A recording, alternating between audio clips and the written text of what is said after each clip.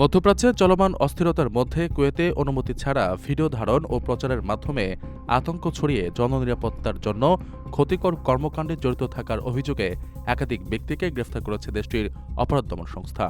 স্বরাষ্ট্র মন্ত্রণালয়ের বিবৃতিতে বলা হয়, গ্রেফতারকৃতদের মধ্যে কয়েকজন চলমান ঘটনাস্থলের ভিডিও ধারণ করে তা অনুমতি ছাড়া সামাজিক যোগাযোগ মাধ্যমে ছড়িয়ে দেন। এসব ভিডিও ছড়িয়ে পড়ায় জনমনে বিভ্রান্তি তৈরি হয়, আতঙ্ক ছড়ায় এবং আইনশৃঙ্খলা পরিস্থিতি নিয়ে ভুল ধারণা তৈরি হয়।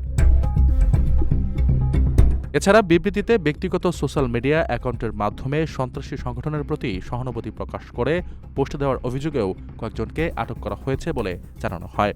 স্বরাষ্ট্র মন্ত্রণালয় জানিয়েছে, সামাজিক যোগাযোগ মাধ্যমসহ বিভিন্ন মাধ্যমে নজরদারি কার্যক্রম জোরদার করা হবে। কেউ আইন ভঙ্গ করলে তার বিরুদ্ধে কঠোর ব্যবস্থা নেওয়া হবে। গ্রেপ্তার হওয়া ব্যক্তিদের প্রয়োজনীয় আইনি প্রক্রিয়া শেষে সংশ্লিষ্ট কর্তৃপক্ষের কাছে হস্তান্তর করা হয়েছে। মন্ত্রণালয় আরও জানায়, এ ধরনের অবৈধ কর্মকাণ্ড থেকে বিরত থাকতে আগেই সতর্ক করা হয়েছিল। দেশের নিরাপত্তা ও স্থিতিশীলতা ক্ষুণ্ণ করার যে কোনো চেষ্টা বরদাস্ত করা হবে না।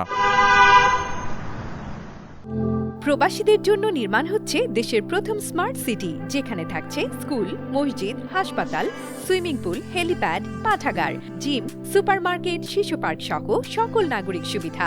মাত্র ৩০ লাখ টাকা বিনিয়োগে মিলছে আকর্ষণীয় ফ্ল্যাট। প্লাটিনাম ইনভেস্টরদের জন্য ঢাকা বিমানবন্দরে ভিআইপি প্রোটোকল সুবিধা। বিস্তারিত জানতে যোগাযোগ করুন স্ক্রিনে দেয়া হোয়াটসঅ্যাপ অথবা ইমো নাম্বারে।